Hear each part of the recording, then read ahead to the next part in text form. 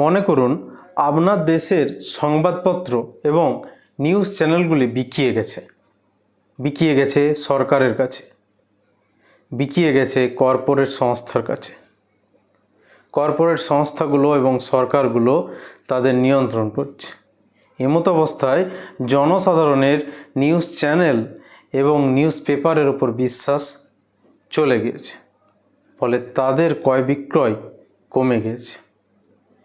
News channel এবং news পেপারের সাথে জড়িত কর্মী বা শ্রমিকদের জীবন অতিষ্ঠ হয়ে উঠছে, তাদের জীবিকা প্রায় চলে যেতে উদ্যত হয়েছে। এমতো অবস্থায় আপনি কী করবেন? ঠিক এই ধরনের ঘটনায় ঘটেছিল 1905 খ্রিস্টাব্দে রাশিয়াতে, এবং রাশিয়ার শ্রমিকগণ এর বিরুদ্ধে ব্যাপক এক আন্দোলন শুরু করেছিল। সে সময় রাশিয়াতে সংবাদপত্রের স্বাধীনতা ছিল না, ঠিক যেমন ব্রিটিশ ভারতে ভারতীয় দেশি সংবাদপত্রগুলোর উপর স্বাধীনতা কেড়ে নেওয়া হয়েছিল, বা স্বাধীনতা সেভাবে ছিল না। তারা সেইভাবে ব্রিটিশদের বিরুদ্ধে আন্দোলন করতে পারত না, বা ব্রিটিশদের বিরুদ্ধে লেখালেখি করতে পারত না।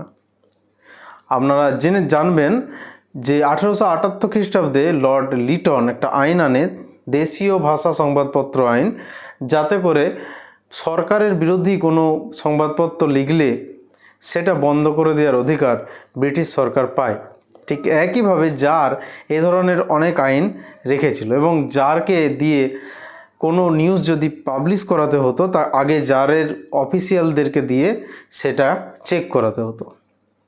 এমতো অবস্থায় শ্রমিকরা বিদ্রোহ করে এবং তারা একটা ঘোষণা করে যে যেসব নিউজ চ্যানেল বা যেসব সংবাদপত্র জারকে তাদের কোনো নিউজ ছাপার আগে জারের অফিসিয়ালের কাছে পাঠাবে, সেই সব নিউজ চ্যানেলে বা পত্রকারের সেই সব সংবাদপত্রে কোনো শ্রমিক কাজ করবে না।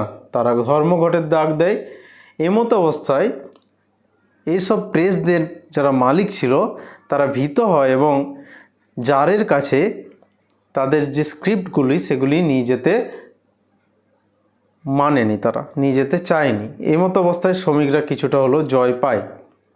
শ্রমিকরা যখন প্রাথমিক হিসাবে জয় পায় রাশিয়াতে, তারপর তারা আরও ঘোষণা করে যে যদি কোনো সংবাদপত্র রাষ্ট্রবিরোধী কথা লেখে তাহলে সেই সংবাদপত্রের ছাপা বন্ধ করা হবে।